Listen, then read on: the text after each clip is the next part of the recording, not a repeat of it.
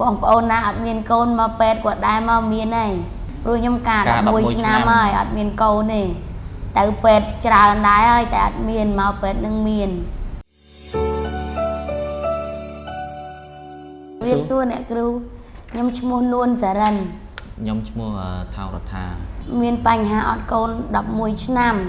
ការ11ឆ្នាំអត់ទាន់មានកូនរដូវមកទៀងខ្ញុំបានមើលស្គាល់ពេទ្យតាមផេកហើយក៏ពិភាក្សាមួយប្រពន្ធខ្ញុំហ្នឹងក៏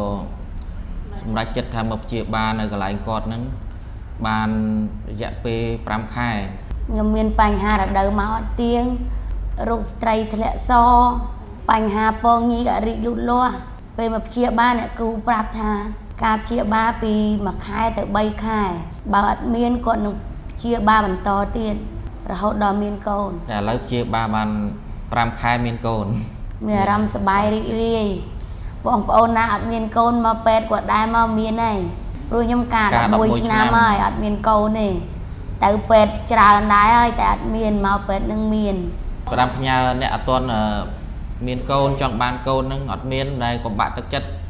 មកព្យាបាលផ្ទាល់មកជួបពេទ្យផ្ទាល់មកគាត់ប្រឹក្សាយោបល់ខ្ញុំសូមអរគុណដល់អ្នកគ្រូពេទ្យដែលព្យាបាលខ្ញុំមានកូន